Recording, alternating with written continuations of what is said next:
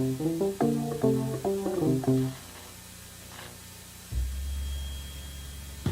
about to meet a bunch of kids who dream up a totally new city and compete against kids from all across the country in the Future Cities competition.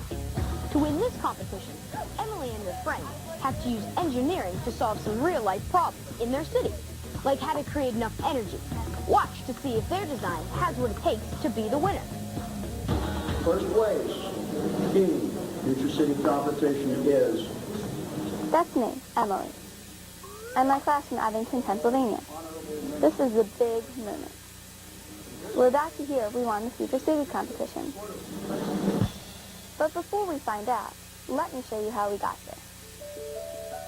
This is my hometown of Abington, Pennsylvania.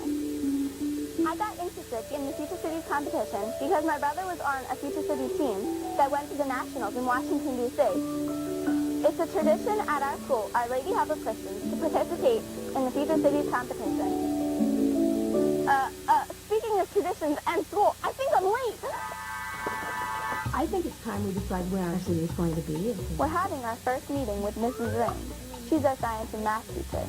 We're trying to decide where to build our city, what to call it, and what materials we should use to make it look futuristic. And do you remember some of the reasons why you thought Africa would be a great place to build? They have a lot of, economic problems and, health problems. We decided to build our city in Africa because it had some energy crisis problems that we could solve. So that brings us from Gabon to the Congo, Zaire, Angola, and Namibia. We decided to pick Namibia in Africa because the climate was so much like California. It's not too hot, yet it's not too cold. It's got some difficulties, but those are going to be interesting difficulties to approach from an engineering viewpoint. We're trying to figure out a name for the city, and we finally decided that Mutombo would be the best name. Dikembe Mutombo is a local basketball player, and he's helped Africa a lot because he lives in the Congo. Namibia is where Dikembe Mutombo is from. And he's helped build schools and hospitals there.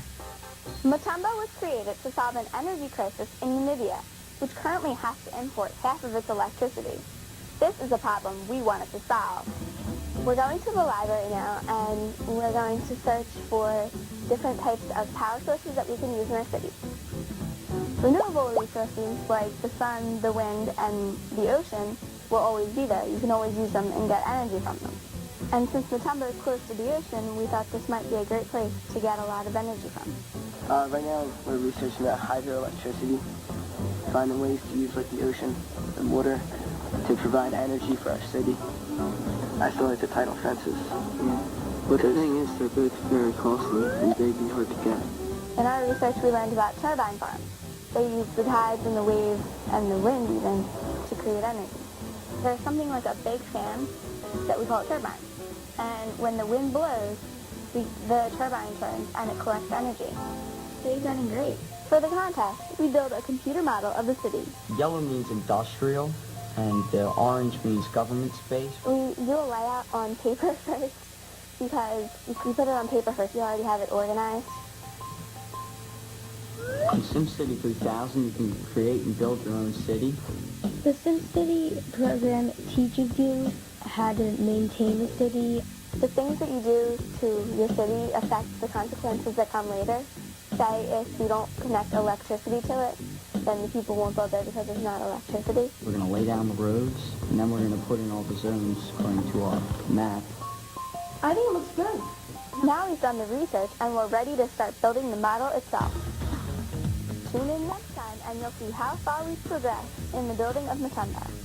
And when it's all done, we'll take our city to be judged at the regional competition in Philadelphia. That's where we'll find out if we'll win and go on to the national finals.